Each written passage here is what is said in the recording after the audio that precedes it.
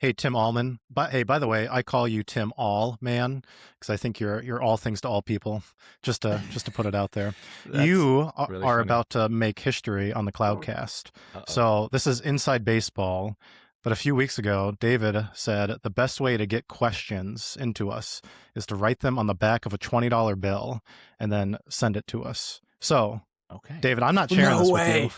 No Someone Somebody way. wrote. said Somebody did it. somebody did it. This is my money, and now Tim gets to answer the listener question because Oh this my gets gosh. priority, and I think this is actually really great because I'm assuming I didn't do any research that we're all on a different like reading schedule for Sunday morning. So I'm on the 3 year, David's on the 1 year, and then Tim, do you do sermon series? Yeah, and we're seasonal. We're seasonal right now. Yeah, we're in an Old Testament sermon series heading up into Holy Week. So yeah, we're all different. Okay, perfect. So we're all coming at this from different angles. So here it is on the back of a $20 bill. And Tim, you can go first. Why do we have a fixed lectionary? Does it come from divine revelation, or did some guy sit around picking their favorite verses? Are these the only passages worth reading? That's a great question. Um, I don't know all the details. You guys may be a little bit closer to the evolution of the 1 and the 3 year cycle of the lectionary than I am. I'm sure I learned it in a class, but unfortunately I forgot. The way I like I love the church calendar. And so we say seasonally sensitive. And the season of Pentecost is obviously really long, and so we'll do a lot of like walk through Romans or walk through different books and expositorily in those seasons. So I don't know that I can answer the question. I think it's largely driven by the our Jewish tradition in the Old Testament. And then I think we got together, and like a lot of things in the church, I don't think it was any one guy. I think it was a whole bunch of people speaking to what is a best practice for us to tell the story of Jesus throughout the year. And that's why we walk through from Advent all the way through the Pentecost. We tell the whole story of Christ. So yeah, do you guys know a little bit more about the evolution in the?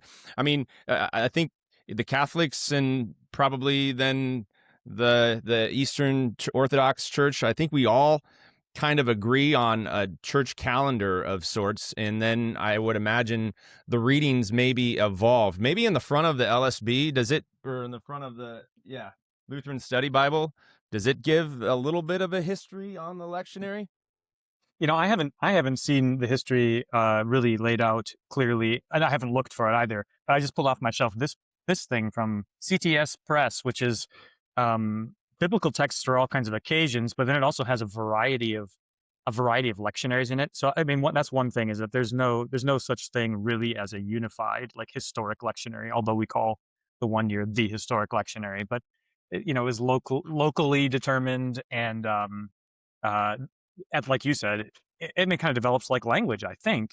Mm-hmm. Some guy says that, I think I'm going to substitute this text on this day because I think it fits better, right? Or one of my gripes about the 1 year lectionary is that I only get one Sunday out of the year to preach about marriage, and it's Epiphany too. And I really think I should preach about marriage a lot more. And so, Mm-hmm. you know, um, guys like me make changes at some point, and and then it shows Yeah. up in a lectionary, right? How many is enough for you? 53 weeks out of the year, Yeah, or? at least. I mean, I'm with Bruce Timm on this, that the gospel is about marriage and marriage is about the gospel. So let's get it right, you know? But hey, Tim, I got a question for you about how you divide up texts. So suppose you're doing a series on Romans. This is like just a really practical question. Do you read every verse and try to preach on every verse? Do you do a chapter at a time? How do you splice it up practically? Probably depends on the sermon series that we're walking through, right?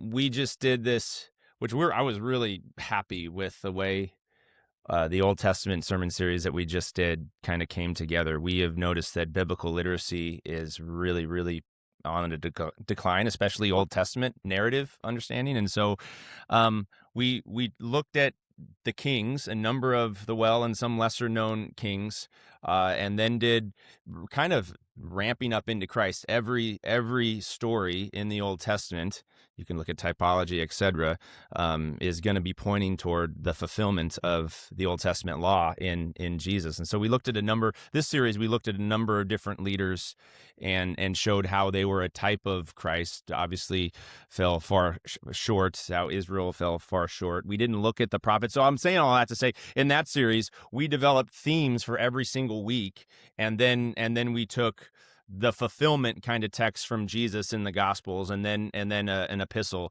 that spoke to that kind of main theme. We don't do that in every sermon series, because we were telling the whole Old Testament narrative, right, in about a 12-week period. But a lot of them, like say in Pentecost, then we'll just kind of walk through. I think this upcoming summer we're going to be going through Ephesians, right? We'll get to talk about marriage quite a bit in that one, you know. So yeah, it kind of is. It depends on the sermon series, but whatever is the driving kind of text, then the other, and this is what the lectionary kind of is all about, right? There's probably one overarching theme in that season of the church year, and then a lot of times that theme kind of pops. One text, to me, as I was going through the lectionary, because I've been in congregations that went through the lectionary, one text kind of summarize the theme more adequately, and then the other two were kind of ancillary texts, which you may have to do a little bit of exegetical gymnastics if you're going to like do a through line between all of them. And then you throw in the Psalms. Who knows where you're at with the psalmody, right? It may or may not connect. That was my experience. So I don't know. Am I answering your question? Okay. Yeah. No, that's helpful. I mean, I have at times had a Wednesday evening service where I'll just preach through a book of the Bible. I love it. Yeah. I love getting to do that. And there's always a question of like, what's the endurance that the congregation has for talking about this one book of the Bible, you know, and how much can we do at a time? So if you take Ephesians, do you give it 12 weeks? Do you give it 5 weeks? You know, like those are really interesting questions to consider. Yeah, right? we normally go in about and you look at the church calendar outside of Pentecost, most of the seasons in the calendar are between 4 and 6 weeks, right? And so we found that a lot of our sermon series, being seasonally sensitive, church calendar seasonally sensitive, are around that. This was unusual that we did more of an 11 to 12 weeker. But we found that people really like, well, I think there's some brain science here, right? People like a cliffhanger. Yeah. They've understood this in other, you know, whether it's radio, you leave a hook at the end to draw people back. And so a lot of our preaching has said, so I'll give you an example. King David, you know, he started really well, man after God's own heart, but it got rough at the end. Obviously, the David and Bathsheba story. And then they had a son, and that son suffered the consequences and lost his life. He was super sad. And then they had another son by the name of King Saul. Is he going to learn? Is he going to learn from his father's story? Come back next week to hear about that. And people were, the congregation kind of, oh, okay, you know, and it kind of, so for even the 12 weeker, it kind of hooked them along the whole lines. So yeah. Thoughts Great. there? No, yeah, that's great. So I think all your answers are saying that you can read other verses outside of the lectionary. Yes. Now let me. That's the answer to the $20 question. That's the answer to the $20 question. Now a little bit of development. So the 1 year is a little more tricky because that's thousands of years of development. You can pretty easily trace the development of the 3-year lectionary because that was Vatican II with the RCL in the 60s. So some of those guys are still alive. Now the lectionary and the Lutheran service book actually is a little bit different at different points. So in the RCL, they wanted to cut off some of the kind of controversial texts, and the LSB put them back in. So praise God for that. And then, for example, year B, so that's Mark, in the summer, you have John 6. In the RCL, it's 5 weeks of John 6. Which, you know, more power to you. We complain because in the LSB it's been reduced to 3. We are so soft. Well, there's a lot in John 6, right? I could make an argument for 5 weeks in John 6 for sure. Hey, absolutely. But then on this Sunday, you know, it's like you can read Matthew 26 and 27 in 1 week. That's a lot. Yeah, That is a and lot. I mean, you get a great sweep. So this is why I love the 3 year, is because you get the height, the breadth, and the depth of scripture. And I'm not saying you don't get that in the 1 year, but just by numbers, you get more. My main criticism of the 3 year, the Old Testament readings, I don't know. I like it's overwhelmingly of the prophets, and it misses a lot of the narrative stuff. So that's the one thing I would change. But the gospel readings are phenomenal. For sure. Yeah, we're walking through those gospels one at a time is really, yeah. I mean, that lectio continua is just the way our brains work. It's the way they were meant to be read, really, right? Yeah. Love it. Yeah. Yeah. You guys think this guy got his $20 worth? I don't know. We'll see. I don't know. I think that I should give my address. So and a better answer is promised for higher denomination bills. I'll just leave it at that. Okay. That's great. Hey, we'll move on to our next prop.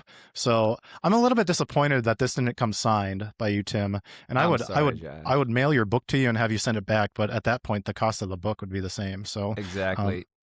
Whatever. Consider it signed, dude. And I thanks for picking it up for sure. Yeah, and we could talk about it at length, because this is is it 250 or so pages? Yeah, right around there. But it was a pretty quick read. Actually, one of your former vicars ran into me reading it on the Stairmaster a couple months ago. So that's really that's really meta. Joel Cosberg. Oh, Joel, yeah, he's a stud.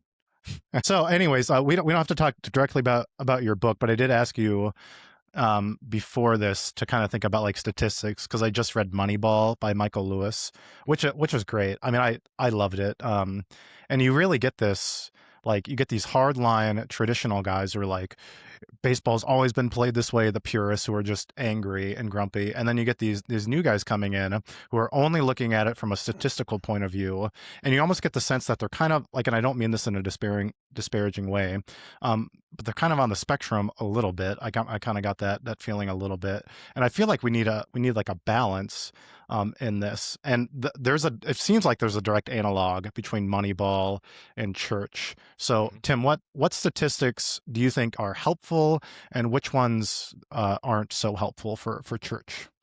Yeah. Well, first off, church is about relationship, first with Christ and then with one another. And I think we develop caricatures of anyone that talks about stats that you don't care about people, or you're making decisions not, that are high level Moneyball-esque, what does the data say? And nothing could be further from the truth if you get to the grassroots of it. You've got to have conversation, but sometimes data can be helpful. So obviously, the normal ones that we look at is weekly attendance. We look at generosity, which is a great indicator of how well discipleship is taking place in the congregation as well. We look at our serving percentages. What percentage of and there's a lot of, if you look at the Unstuck group, they work with a lot of multi-sites, but they also have a lot of longevity research around churches that are growing at a certain percentage. So maybe 10 to 15% year over year. What percentage of the congregation are kids? This is kind of fascinating. Do you guys know what percent of a growing congregation? So adequate, not booming, but there's some significant growth, 10 to 15%. Do you know what percentage should be kids in that growing congregation? Any thoughts? I'm going to guess 25%. Yep, 20%. 20% is strong, and then in your youth ministry, 10% of your congregation is right. Now, obviously, demographics play a real reality there. If you're in an older community, it's not going to be that percentage. But so we're looking, because we're reaching. Our persona is the green family, right? A number of our decisions are caring for the family. He and she, they're probably upward mobile. They're probably 150,000 a year to 300,000. With inflation today, that's not as much as it used to be, right? They can afford to send their kids to our school, and they have about three kids. and the ages of the kids are middle school down to first, second grade, right? Somewhere in there. So how well are we engaging them? Small group percentage is another percentage that we're always looking at. Health is pushing toward 50% of your every day, every week congregation worship attendance. If 50% is in a small group, now we can talk about the benefits of small group, how it works. It is a growth engine for us, a discipleship process for us, working with a lot of our leaders. And then another one that we look at is what the ULC actually talks about is the church engagement model. And so attract, get, retain, disciple, multiply. What's the front door look like? What's the back door look like? Do you know, this is another crazy stat. Do you know that in a community like ours, so I'm in Phoenix, there's a lot of movement in and out. So every congregation turns over 15% of their worshiping community every year by death, by movement, or I tick them off. Like I talk about the biblical understanding of Israel in the midst of dispensational teaching. Like I've upset a few people there. Anyway, Hey, good for you. Yeah, well, way to go. yeah, this is what we got to do, right? So you have 30. If you're growing by 15%, which is kind of where we're approaching, 30% of those folks are new, like every year. This is crazy. Like I'm looking at a congregation right now that is probably 70% new people since before COVID. Like that's crazy. So looking at shoring up that back door, and for us, then how do they enter into ministry, enter into understanding who we are? So we have a meet the pastor, and we have a belong class, kind of our new member class that we're constantly cycling through. How quickly can we get people? This is huge. How quickly can we get people serving? If we get people on a serve team, on campus, off campus, they develop relationships more intentionally, more naturally. Like being on a serving team for us this is a new learning for us in the last couple of years. That's more helpful than even saying, hey, you need to join a small group. They become more embedded in the community. So those are some of the stats that we're looking at consistently, and we've talked about this a lot and I think we write about it a fair amount toward the back. One critique of the book is in section 4, as we're talking about some of the, I would say, tactics of a Lutheran understanding of a growing congregation, is it can be interpreted as, oh, you're just kind of pandering toward a larger church. And maybe something can be said to that, because that's our context, and we're seeking to be faithful. I believe a lot of the principles can be applied to medium and smaller churches as well, but that could be a critique, and maybe not. It wasn't anything we were intentional about. And I've gotten comments from people that you disdain smaller churches, you're disrespectful, and nothing could be further from the truth. But I guess I'm immersed in a larger church context, so I guess I probably write unintentionally in that lane. So you said what aren't stats that aren't helpful. Anytime decisions are made with stats that don't take into account the human impact of the decision, I don't think that's the way of Jesus. I've seen some cold decisions get made. And I don't need to get specific, but yeah, churches, there was a book that came out, CEO Jesus. It's like, I bristle at that kind of stuff, So anyway, what's helpful, what's not helpful? Questions you guys have? Just a quick observation about scale. It has occurred to me in the past that when you're in a small congregation, you do a lot of these things intuitively. You don't need a spreadsheet to do it, right? Like you're paying attention on a Sunday morning to who's not there. You know them by name. You might be tallying them in your head, right? And you notice if the crowd is significantly smaller. You just don't need to utilize technology or tools in order to do that. And that does all scale as the number of people increases. So, it's at a certain point, I just I can't remember whether everybody's, who wasn't in church on Sunday morning, unless I write it down, and then I forget whether they were here last week or the week before, and so I have to write it down in order to know. And it's a measure of health. Like if they go so many weeks without being here, and then they're usually here, something's off. So I've got to know, right? And that happens intuitively at a smaller scale. And so I think what you're describing is really just kind of like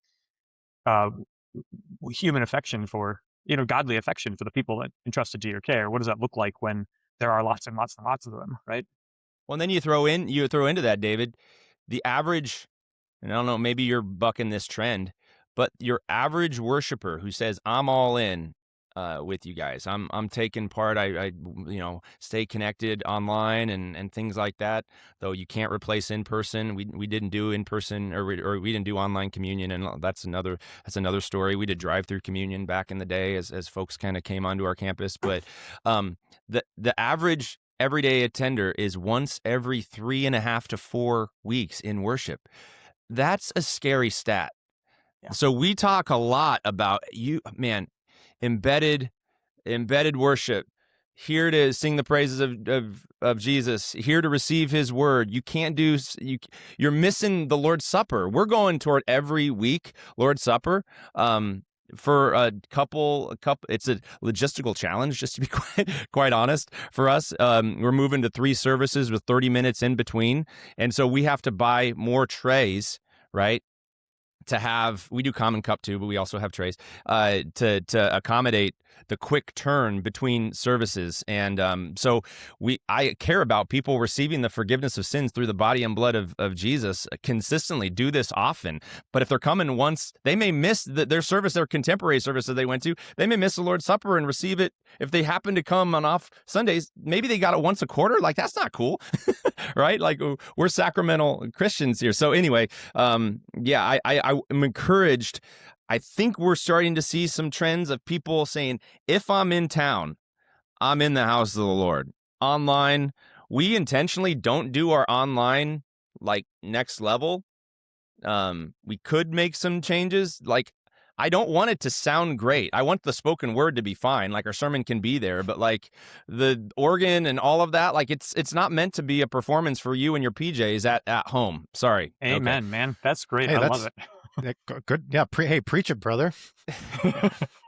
Well, we got to be together. Don't give up getting together, No, that's great. I mean, so you're moving to every Sunday communion. Like, how's at that? all of our how's services. Yeah. So all your because do you have a Saturday service too? No, Oh, we're thinking about it.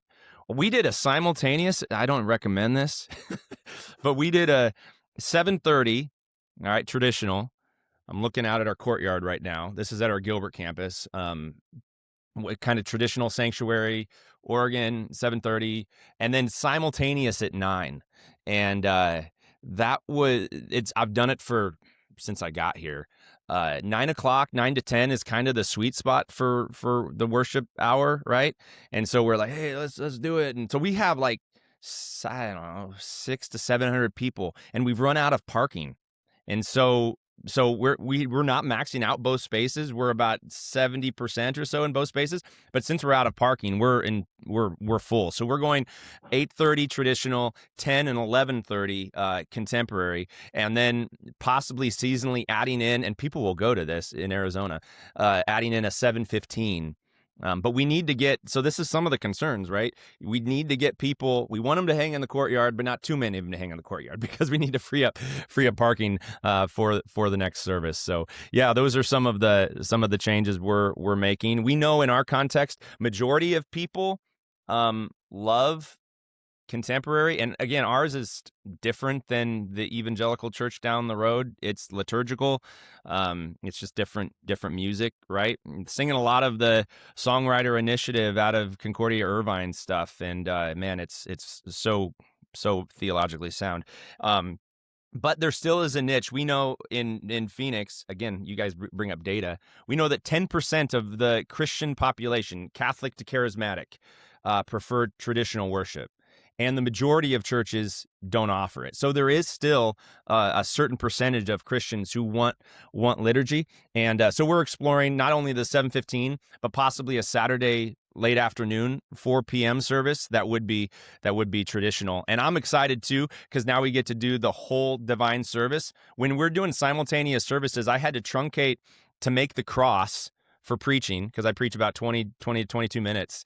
You'd have to either truncate the front, the Kyrie, maybe you move straight through confession, absolution, right into the readings, right into the scripture, or you'd not be able to maybe do the entire communion liturgy as well. So now that we're separating services, we'll be able to give the people what they want. If you're going to do traditional, do it all the way, man. Do as much as you do the chanting. I think there's a strong, especially amongst in well, you guys are younger than I am in your generation. There is a strong desire for that. So, yeah, I'm excited for where we're heading. And our goal, just so to land the plane of stats, our internal goal, we're about 1,000 right now, is to get to 1,500.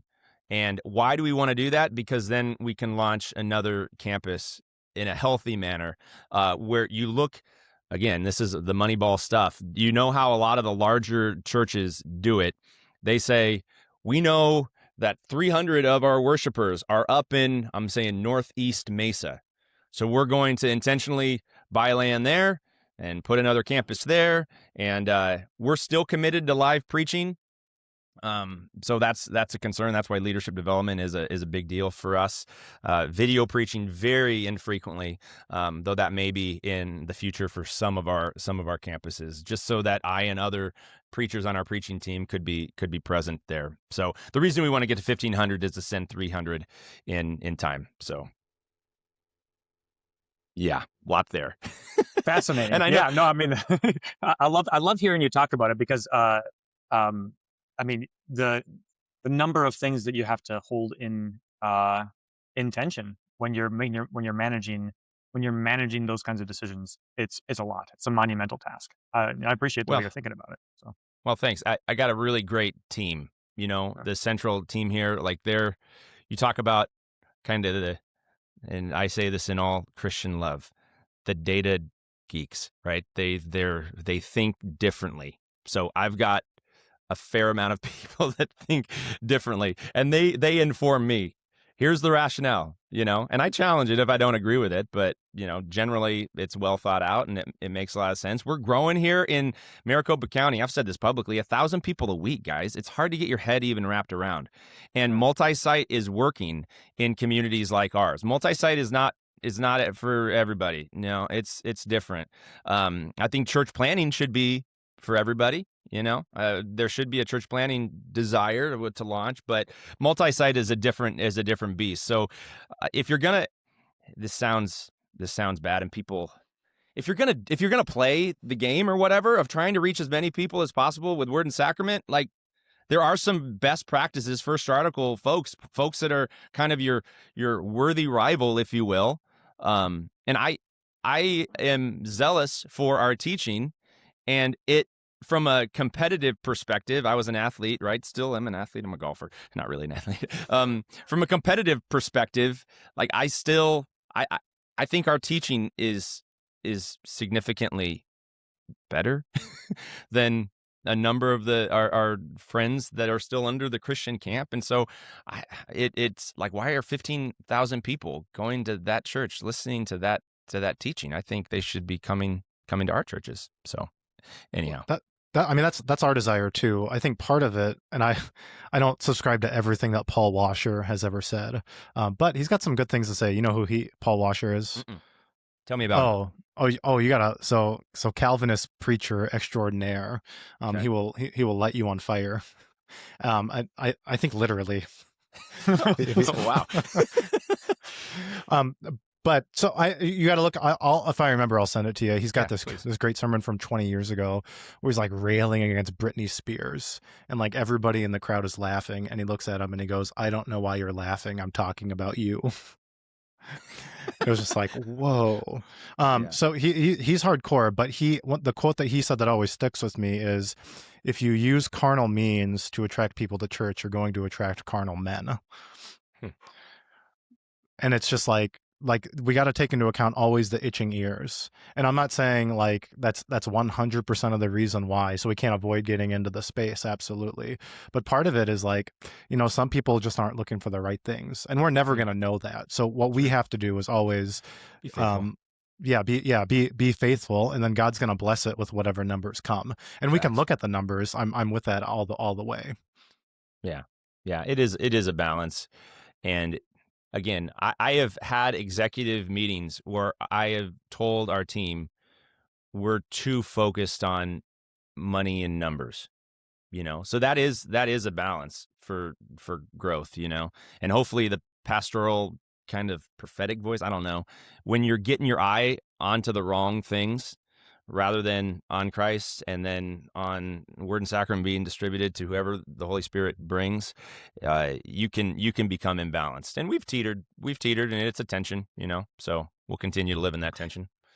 Yeah, I mean, it's the distinction between attending to outcomes versus attending to responsibilities. And right now, who is it that made that distinction, Josh? That the outcomes belong to God, the responsibilities, the duties belong to us. J.C. Ryle. J.C. Ryle, yeah. So it's like I can preach true doctrine at a blank wall all day long, and the metric there, like, it's kind of irrelevant how many people come to church as a result of that. The metric is, have I preached to somebody who needed to hear it? Right. So am I doing the duty that's been given to me? The hardest thing is because we're competitive, right, and because we want to see measurable success. The hardest thing is to leave that in God's hands. And so I always come back to the story about the rich young man, where he walks away sorrowful because Jesus told him to sell all that he has and give to the poor. And like the follow-up question is like, did Jesus fail at evangelism? Did he use the wrong tactic? And of course not, right? Because the outcome was determined by the Spirit of God. Right. But Jesus did the responsibility, carried out the responsibility of telling this man what he needed to hear, right? Can I say one other, amen, totally. Can I say one other thing regarding websites? Websites, like we get crushed, guys, by the evangelical world in terms of an attractive website that moves people forward. And I look at some of our LCMS websites, and it is totally for the insider. Like, it's a bulletin board for what's going on next and all of this type of stuff. There are best practices for how to make your website as attractive for the pre-Christian as possible. And so again, getting down to data, we know that if we get 100 first-time visits to our website, our communications team worked on this, and they just knocked it out of the park. That leads to one new worshiper in worship. That 100 to 1 ratio and we're seeing that growth. Like, how did you hear about us? Well, someone invited me, and I checked out the website, and I was able to easily navigate it and take next steps, and here I am right now. So that's another metric. How many first-time guests are you getting to your website? That is the front door for your congregation in 2026. Thoughts there? Do you think you could articulate what I'm trying to think of a robust way of articulating why that matters? And it's, on the one hand, you can say it makes it attractive for somebody who is looking at your website, so that it draws them in, and there is something psychological there. But for sure, maybe another way to frame it would be what your website looks like conveys how you think about what you're doing. So you communicate your attitude towards what you're doing by what your website looks like. In the same way that, like, if the sanctuary is dirty, if the bathrooms aren't clean, right? Yeah. If people are cold and unwelcoming, right? What does this say to people about what we're doing here? And so everything you do needs to be with that in mind. Like, this should correspond to what's actually happening in this place. Yeah, is it beautiful? I mean, I think it's a 21st century, 2026 cathedral, right? To a degree. I don't know if I'd take it that far, but we wanted, like, our cathedrals to be beautiful and, like, awe-inspiring, right? And so if your website is like dull and drab, what does it say about the God of the universe who created you and all things? Like, there should be a certain, and this is where we get in the ULC, we get kind of pushed back. We're not all about but there was an attractive nature to the way the early church kind of lived, right? So we shouldn't be afraid of using attraction. And another synonym for attraction, I would say, is hospitality. Like, if my website is nice, it's just a hospitable way. Like, if I can clearly find out what am I going to experience? What am I supposed to wear? Who's going to meet me when I come? If I don't have a friend that I'm coming with, what does the sermon kind of look like? Who are some people who are leading? All those types of things. Like, we just need to do better. And if it's a smaller congregation, you're like, the resources are, partner with someone who's kind of a little bit ahead, and I bet they'll help point you in the right direction to get that website updated. Josh, you got some thoughts? First of all, hospitality is great. Just don't use the phrase sacramental hospitality around me, or I'll blow a gasket. By the way, if you Google that term, all the ELCHers just come up. just Sacramental FYI. hospitality? Yeah. It's not neither here nor there. No, but I've not used that. Oh, okay. Well, good. See, you're avoiding landmines at every place. You didn't even know they were there. I'm glad you brought it up. Okay. So websites, yeah, absolutely. So this is like the new church sign. So the ALPB, the American Lutheran Publicity Bureau, was established, I think, early 1900s, and the main purpose of it was to like get churches to put signs out front to let people know when the service was, and they got pushback against it. They're like, people are like, well, if they want to find out when church is, the Holy Spirit will lead them. It's like, guys, like, holy smokes, like we are not enthusiasts. Like you have to put a sign out there. It's like, yeah, I agree 100%. And like designing a website today, super easy. Like I use Wix for all the church websites I manage. I've got my own 2 churches and then a circuit website, and it's super easy. I could probably take more time to manage it, but the template's all there, so it's not that hard and fairly inexpensive. A couple $100 a year. Exactly. Yeah. So good. Thanks for letting me go off on that, by the way. I know we got other stuff to talk about. Yeah, let's talk. Should we talk about Matthew? We should probably shift Let's gears, do it. huh? Yeah, it's good. Yeah, we're Matthew chapter 2. David, I think we kind of adequately covered the end of Matthew 1. You put it in the title today, so Okay. If you put something in the title, we don't have to talk about it. I had forgotten that we talked about it, whether or not you'd believe Mary. But okay, yeah. So we get the wise men and Herod and the massacre of the innocents. What do we need to say about like the role of Matthew 2 in the overarching narrative here? Right, we're still building up to the 5 discourses as you described last time, Josh. What do we need to see? Yeah, so typologically it's pretty easy because Matthew 1:1 has the Greek word Genesis. So we're kind of still in Genesis, and you have Joseph the dreamer at the end of Matthew chapter 1. So that's Old Testament Joseph and then New Testament Joseph. That's and a cool then connection. Love that. Yeah, well, you haven't even heard all of it. I mean, holy smokes! Like the Joseph stuff's intense. So here in Matthew chapter 2, what we're getting to make the Genesis connection is the nations are coming to Egypt. Now there's a reversal. It's actually going to be the Egyptians or the wise men are now coming to Israel. So the reversal is that Israel has become a new Egypt, which means, Wow. this isn't good. No.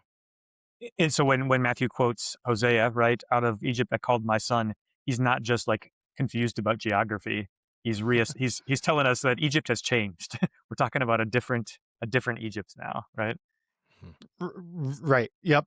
And then continuing through, then in verse 13, then you get into the book of Exodus, because you've got the killing of children. So that's Pharaoh killing the children. And then Moses flees, Christ flees, and then they both return. And that's pretty obvious. I think what's gonna get really exciting is when we get to the more creative connections. So Matthew obviously being written toward a Jewish context generally, right? Do you think it would have been to the original here? Do you think they would have made a lot of those observations, like just Jesus is fulfilling what Moses and Israel couldn't do? Like how readily do you think they would have grabbed that? Because now you look at it and you see it, and this is the preacher's responsibility, right, is to draw a lot of these stepping stone connections. But do you think it would have been just kind of intuitive to see it, Josh? I think both and. So I think like the close listener would have, but we also have times throughout the Bible where like something that should be so obvious to the people isn't, right? So like John 8's my go-to. We're children of Abraham. We've never been enslaved to anyone. So clearly like biblical literacy like has never been what it should be. Yeah. No, that's good. It does seem that Matthew is giving all of the clues that are needed, right? I mean, because he keeps on saying, this is what was spoken, this is what the scriptures say. And for instance, like a voice was heard in Ramah, and he's talking about Rachel. And so, right. if you are a literate Jew, a biblically literate Jew, you know Genesis as well as anything else, right? And the arc of those stories has probably been, you probably thought about your life in those terms. And so when Jesus's life is unfolded here, How could you? Maybe what I would say is like, how could you help but see it that way, even if you couldn't necessarily articulate it? I bet that that's the way it was. It's like, this is an echo. There are these echoes. How does it line up, right? And yet they miss, I mean, a lot of the Jews end up missing the connection. They miss the Christ. So I preached on Josiah. I don't know if you guys have preached on Josiah. 2 Kings 22 and 23. He's an 8-year-old, and at 18, he's refurbishing the temple that was in disrepair, and they discover probably Deuteronomy, the book of the law. You guys know the story, and it's like a lost relic. It's like an artifact that's just been so. All that to say, biblical literacy has always been an issue. Understanding the grand narrative, I think, is something that in the Jewish narrative kind of ebbed and flowed. And when Jesus comes, they've been in exile. They're trying to kind of keep the narrative alive, keep the prophetic words alive. But I think generally they're struggling. As Matthew's writing this gospel. Any thoughts there? Well, do you think that maybe that's part of what's the irony of the wise men being the ones who show up, right? So like they sure. get it before anybody else, right? Well, yeah. And this is Well- they lost that it was always about the nations, right? Abraham and the light, as numerous as the stars in the sky, through you all the nations of the world be blessed, right? It's always been about the nations. So now the nations are coming to Christ. It makes a lot of sense, Josh. Yeah, and it can't be a coincidence that it's stars in the sky, right? And then you get yeah, I've not made that connection. As numerous as stars in the sky, right? So, do you think while you bring up the star piece, there's a documentary, The Star of Bethlehem. I don't know if you saw that some astronomers were looking for these signs in the sky, and some of them even tie it to an eclipse that took place at Jesus's, because we know it became dark at Jesus's crucifixion when he took his last breath, and some mysterious things. So, do you have any kind of background and understanding? What did they see in the sky? Like this star that hung over Bethlehem took us to the place, show us, obviously to Jerusalem and King Herod and things, which wackadoodle dude, right? But anyway, any thoughts on the star? Like, what did they see? This is bizarre. So you have a couple options. So first, you can't discount the fact that it could be a literal star, because if Jesus is going to make the Earth stop on its rotation for a day in the book of Joshua, so it's certainly possible. Second, though, throughout the Bible, stars are equated with angels. So like it's entirely possible that this is an angel. I mean, that's explicit in Revelation, but it also shows up in a lot of the prophets as well. So that's another option too. Have you ever tried to navigate by the stars? Right, like, so can you identify the North Star when you look into the night sky?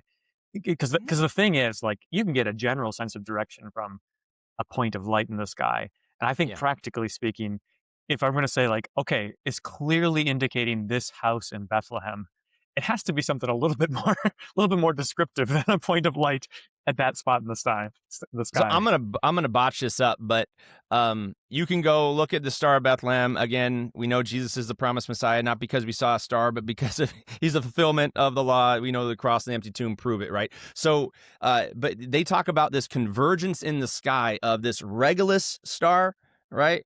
And this other, and I forget the name of this other star, that they make the case that around when we think the birth of Jesus, there was this convergence of these really bright stars that came together that pointed them toward Jerusalem and then in turn Bethlehem. So they just have looked, we know, I mean, this is kind of bizarre to think about, that it's the same sky. The stars are numerous as Abraham saw. This is the same sky galaxy that we've been rotating around. So I don't put it past. I don't need it to be a miraculous event. It could be an angelic thing. I mean, I'm looking at the Magi, and it's very clear in the Greek that they saw something. I mean, they didn't. So could it be that they saw an angel? Maybe, but a lot of times I would hear something, right? So I don't know. I don't put it past it. It was something miraculous, and these guys are pagan astronomers, right? The irony that these pagan people are coming.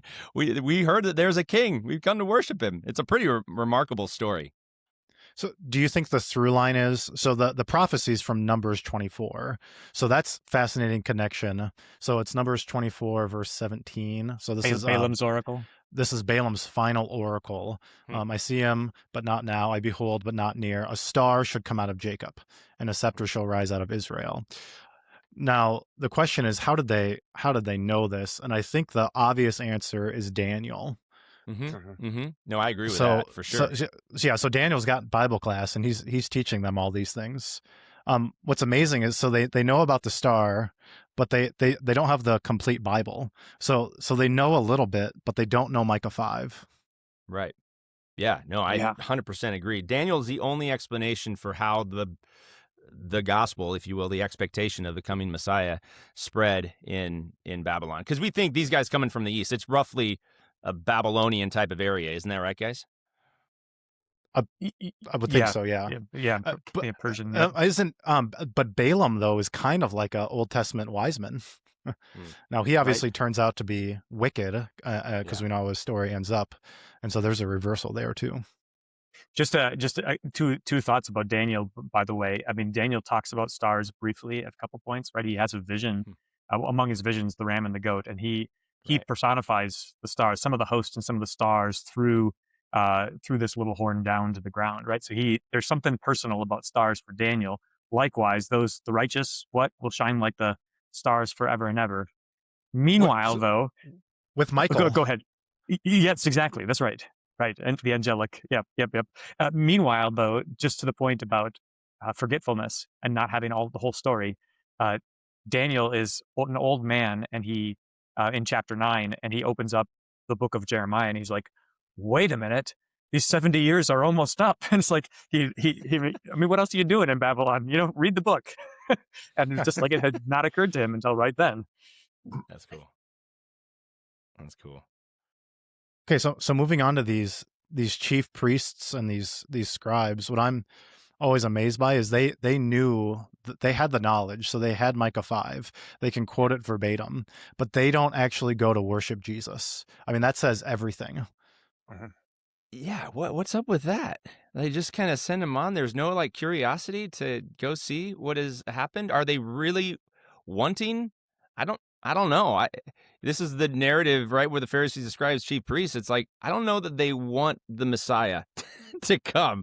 I think they want the status quo. They want to maintain their earthly power and position. And if we do much of anything to attack Herod's position, look at this guy. He's gonna take us out. So I don't want to be guilty by association with some kind of rival Jewish Messiah. This is not going to go good for me. That's why I think they don't go, and generally why I think they kill the Christ. Right? They're threatened and they want to maintain earthly power. Isn't that about right? Yeah, I'm thinking about how Lazarus has been raised from the dead, and so they're like, well, I'm going to put that guy to death right away. When Jesus casts out the legion and they tell him to get out of town. We don't want that kind of nonsense around here, right? There's something. I was thinking about the way worry works. Why is it so hard for people to give up their worry? Even if the problem was resolved, they'd find something else to worry about, because worry gives you this false sense of control over things. And I think that they're captured by that. Not having a Messiah is a situation they can manage, right? You were going to say something, Josh? Well, now you got me thinking about Rene Girard. Yeah, right. Thinking about scapegoating. Tim, you ever read any Girard? Tell me. Oh, okay. I've got a number of. You got to send me stuff. You got to make me smarter, Josh. I need to get smarter through what you read. So let's go. Okay, I'll send you a bunch of French polymaths, and most of them aren't worth reading. Okay, but it's up to you to figure it out. Fair enough. So what were you thinking? Oh well, his reading on the Gerasene demoniac, one of the reasons they're so mad that Jesus sent him away is because they lost their scapegoat. People actually love somebody to hate. For sure. Right? It's so Tim, you're I don't know if you're a Cardinals fan, but you live in Arizona now. You're surrounded by Cardinals fan. You guys have loved to hate Kyler Murray now for the last 5 years, and now that he's gone, guess what? You guys are gonna be really terrible next year, and you can't blame him anymore. Now we've got him up here in Minnesota, and I've seen all these midget pictures of a short guy at the airport, and it's hey, Kyler Murray arrived in Minnesota. So we'll see where it goes, but. Well, now you get me going. I think he deserved that reputation. It was well earned over multiple years of how he addressed the media. He's not a team guy. I'm just gonna say. Did you ever have him on lead time? No. Yeah, he would not. Did you come on lead time? Can we pray? Neither was the Gerasene demoniac, the team player. He deserved his reputation. I don't know about that. That's not the point I was making. By the way, Yeah, that's what I heard. um, I'm reading a book right now, and I would commend this. It's great. I've told a lot of my friends about it. It's the patient ferment of the early church, how the early church grew in the Roman Empire, and their courage. So patience was the number one virtue in the early church. They didn't have evangelism programs or anything like that, missiological societies or anything like that. It was the embodied witness of the patient followers of Jesus, even suffering persecution and loss. So the reason I'm bringing this up, it's the antithesis. It's the exact opposite of the Pharisaical perspective. They embraced struggle, and they went where others would not go in the midst of the plagues. They endured suffering in the arena. There's a story in Northern Africa in 204, and I don't remember the names of the saints, but there's about 10 of them. Grotesque murder of the saints at the hands of the gladiators and the animals in the arena. And they turned, their embodied witness turned many, many people toward curiosity around a God who could give them that kind of courage. And obviously, the reason they had that courage is they were claimed by the risen one who had defeated death, Jesus Christ, right? So they lived a different way. They had patience for one another because God had patience for them, and they had great courage. They lived radically different. To go off on a little bit of a tangent, I mean, this is what the church today, by the Spirit's power, must embody: a life of sacrifice and service and care and hospitality, not sacramental hospitality, but just hospitality in general. Love, just to be clear, love for one another, and a deep desire to gather together around the word and promises of God found in his word. And that is actually attractive. People that are living radically different. Generosity, people that voluntarily give. They used to. I got to tell this story, man, because it's. I got to tell these stories so that I remember them. But in the Roman Empire, they had these things called burial societies. Have you guys heard about this? That there was no sense of kind of community in the midst of the pagan reality that they lived in. And so if you were low income, when you died, plagues coming in and wiping out 30-40% of the population, right? You would be thrown to a criminal's type of a burial with the dogs, mass graves. I mean, it was not good. And so they formed these burial clubs, and the initiation fee was, I find this humorous, 6 bottles of good wine. So could even the lower income guy, could they find 6? Okay, yeah, great. And they would host these monthly parties for connection, right?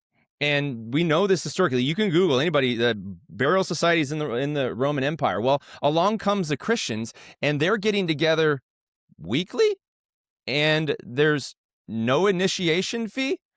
And when I die, you're going to treat my body with respect, regardless of how much money I had. And you guys are getting together actually between the weeks to care for one another. Look at how these people love one another. And it was radically, for the pagan, it was radically winsome for them. And it was so winsome that even the potential reality of persecution and death, economic persecution and maybe even physical persecution, it was so compelling that it couldn't help but radically grow and there's no, outside of the Holy Spirit descending, there's no rational explanation for the growth of the movement.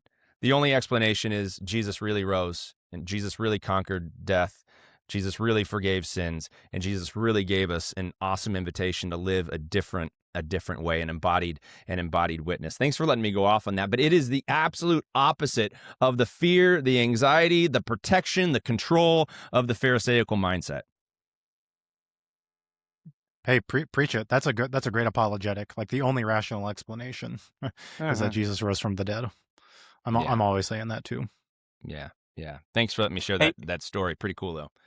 I want to make sure we're mindful of your time. I said 12:30 to 1:30 our time. So if you got to go, we'll let you go. But we can keep talking too if you got a little bit more time. We can close out. I got 5-10 more minutes. It's cool. You guys are super fun to talk about Jesus with, so this is cool. Oh, hey, thanks. That's the highest compliment anybody's ever paid us, other than $20. I'll take that any day. I do want to talk about this bit.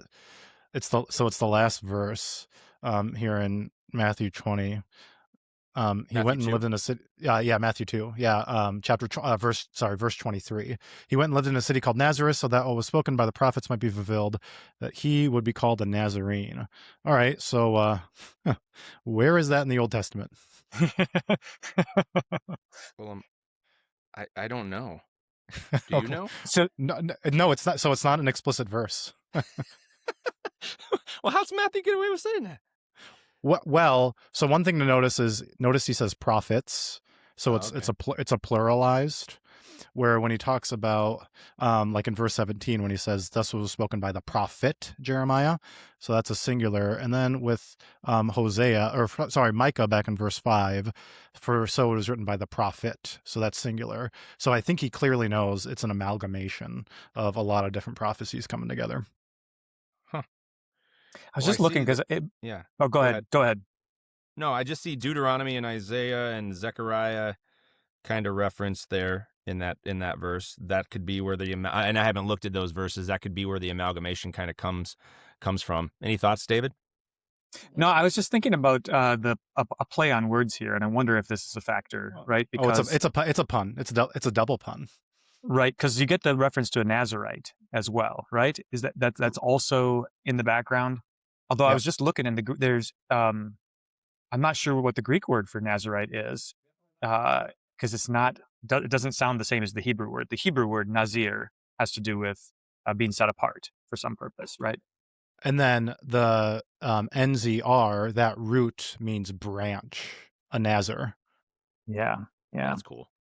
So what you have is the Nazarite vow, and then all of the prophecies about branches, which there's quite a bit of those, right? Zechariah and Jeremiah, right? A righteous branch. Yeah. Yeah. So Matthew is enjoying. I mean, he's like you, Josh. So quick with the word association that you leave me like 4 steps behind, and I'm always trying to figure out how you arrived at the conclusion that you arrived at. He's just like you. Catch up. Yeah, that's right. I'm working on it. It's hard. Well, when I think of Nazareth, I mean, what good can come out of Nazareth? It's really quite ironic that Jesus ends up becoming a Nazareth, because I don't think it's a highly respected place, evidently. It's kind of the other side of the Israel tracts of sorts, and so it's a commoner's community. It's not anywhere to write home about. I have used this like Blythe. No offense to people that live in Blythe, Arizona, but it's a pass-through city on the way to Palm Desert. It's like a Blythe. Any thoughts there? Well, I don't know Blythe, Arizona, so if you are greatly offended, I'm offended by Tim's comments on behalf of all of those people. Send us a $20 bill and we'll answer any of your questions. Did we talk about this before that, Josh? That the location of Nazareth, is it in the tribe of Ephraim? Is that right as well? Oh, I mean, it's in Galilee. Galilee, yeah, it's in the north to be sure, right? And I wonder about that also. I mean, the division between the two kingdoms of Israel has had to have some sort of a legacy impact on everybody. And it's like those guys up north, they don't even worship in Jerusalem, right? Facts. Yeah. Now, so one big picture comment now is that Jesus is called a Nazarene, and one emphasis we're making is that Jesus is recapitulating the history of Israel. That's how Matthew's presenting it. He's got to relive the Old Testament. So he is the incarnate word, obviously, but he lives according to the script of the written word. So we take it a step further. We are the body of Christ. So that means that everything that Jesus walked according to, like his history, then we're going to also relive that history. So like those wounds are our wounds. So and we get this. So like in a sense, like we're Nazarenes, if we're going to take that as a branch, and Jesus says this in John 15, right? I am the vine, you are the branches. And so this is a really cool way of looking at it. We're branches, but we are not respected by the world one bit. Well, yeah, we're we're different. Israel was people set apart. The church is called to be those that are set apart, um, called to love. But the world should look at the church just as it looked at Israel when she was at her best, and the rhythms of worship of Yahweh, like it was different.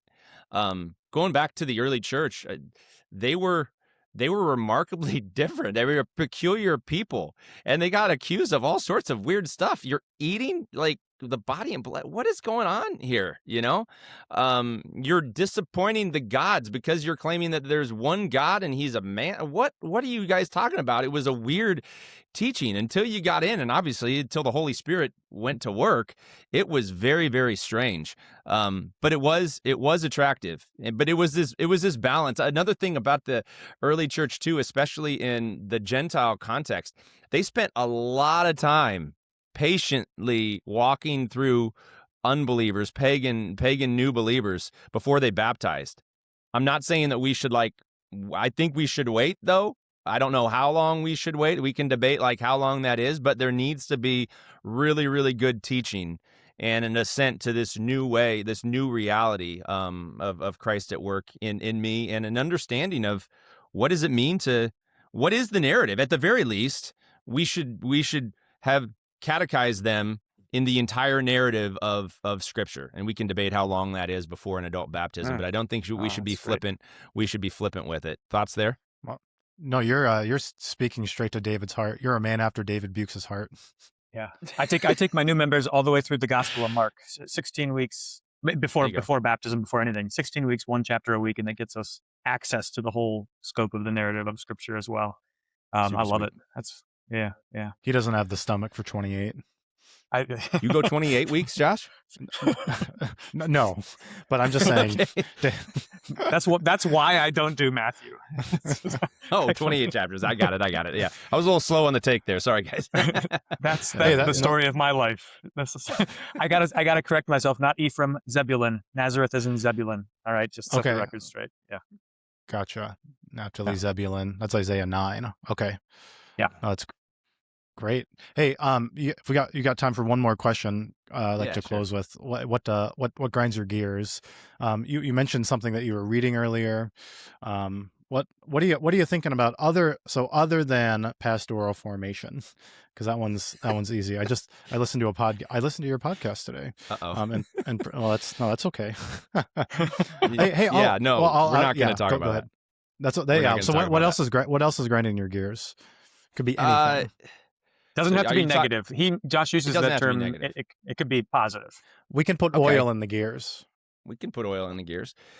I mean, how we collectively as the church, I'm a dreamer kind of vision guy, for lack of a better term, like how we can unite, and I'm not just using unite leadership, but how we unite in love across whatever spectrum of the LCMS you can articulate.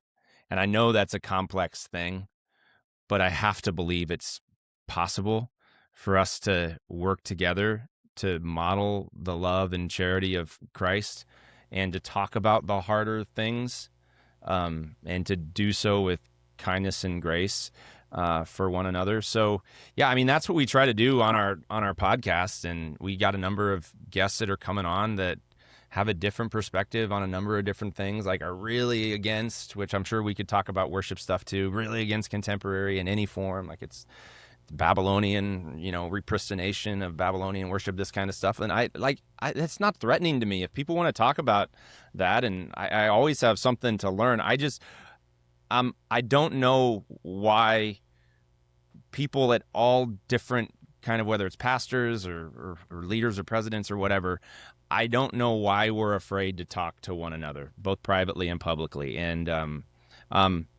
I'm reading a book right now called Rare Leadership. I've been reading this for a while, and I get criticized for this too, but it's okay. Brain science connected to how we care for one another, and the world is just so big and there's so much to learn. And I like, Josh, your understanding of the Old Testament, like, it surpasses mine.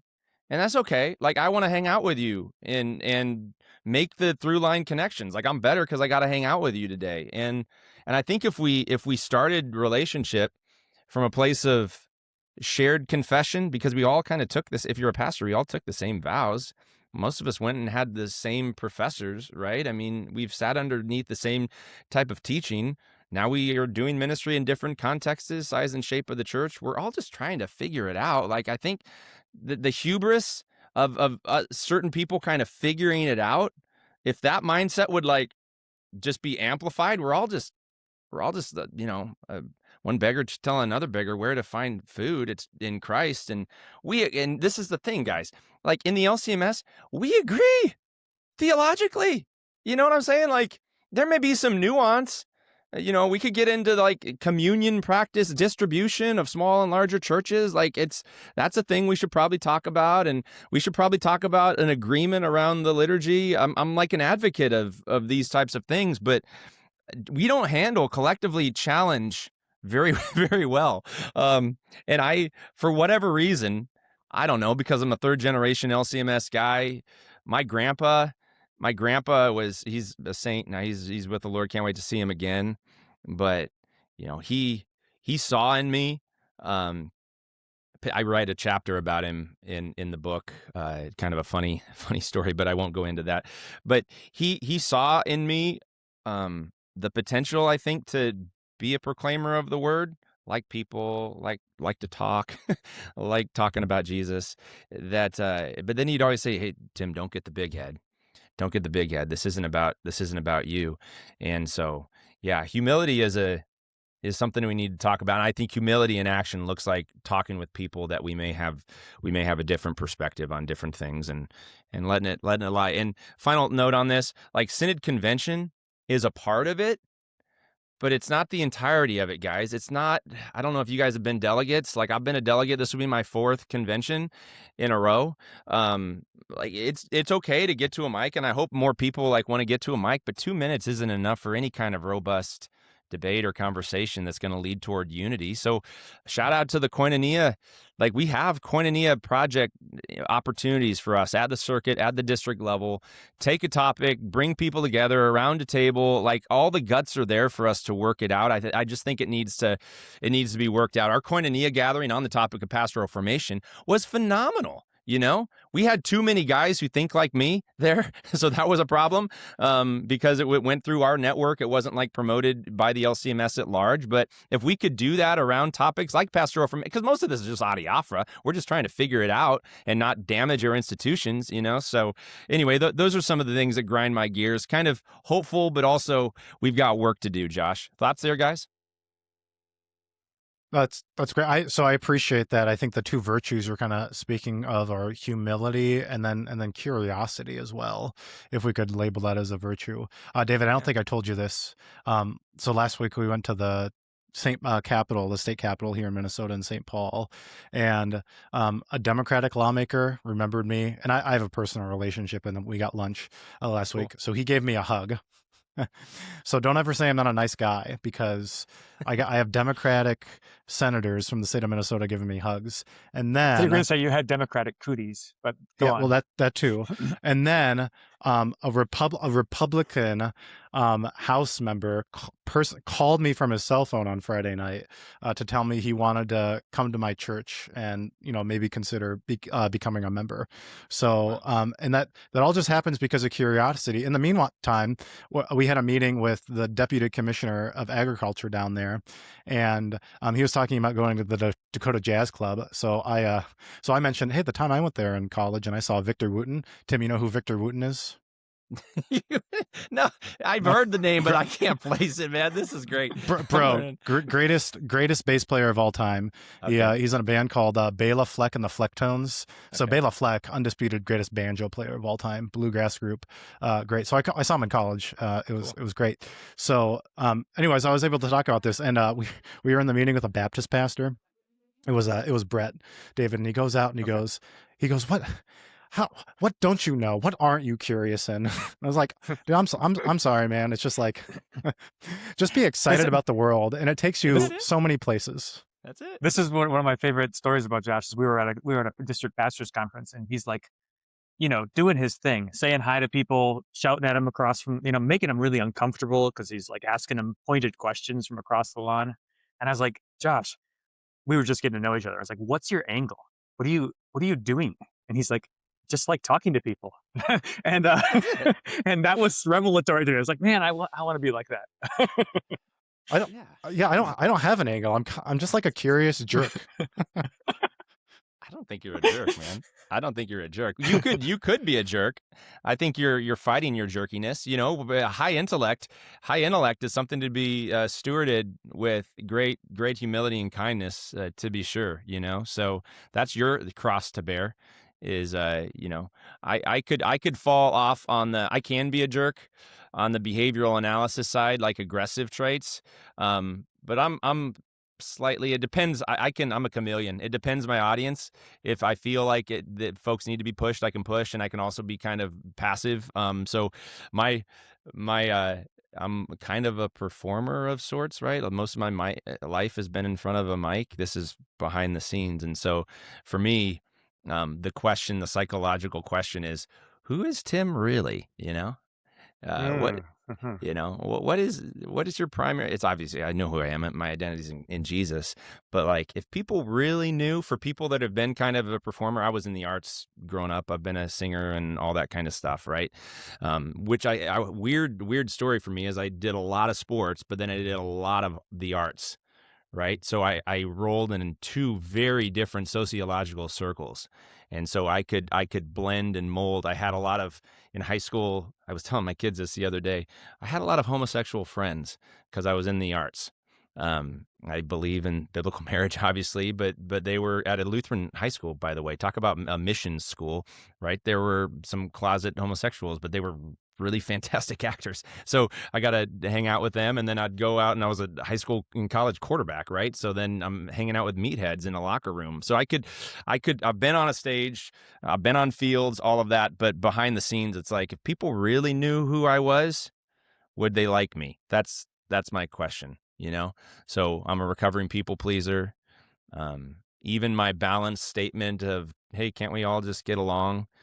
It kind of goes back to that part of me. You have more courage, Josh, and a higher intellect.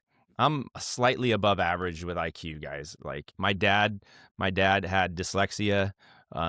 So not that I have dyslexia or anything like that, but like my family, it's just kind of normal people, and we love talking about Jesus and love digging into the Word. And again, there's always more to learn. So I really appreciate you guys having me on. You guys are great, and I love the heart of this show, and just digging in the Word of God and talking about Jesus. It's really great.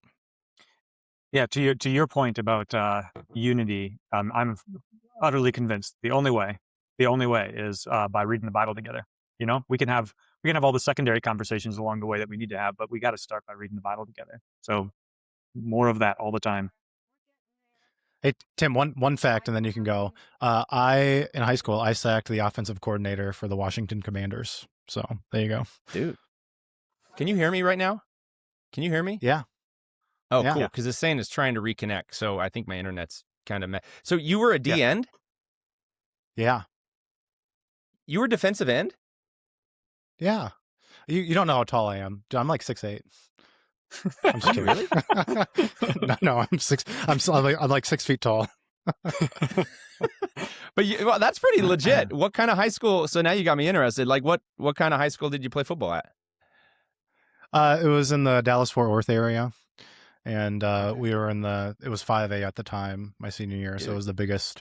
So yeah, David Blau played in Carrollton, and then he started a few games he was Kyler's backup in Arizona for a few years.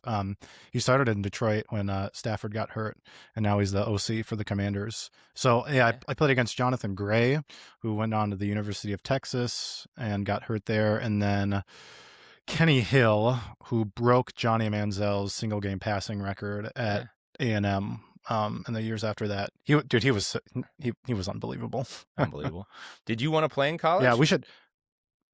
No, I didn't. And well, I'll tell you what. I'll call you sometime, and we can talk about football. Yeah, Bukes yeah, has no that'd be fun. idea about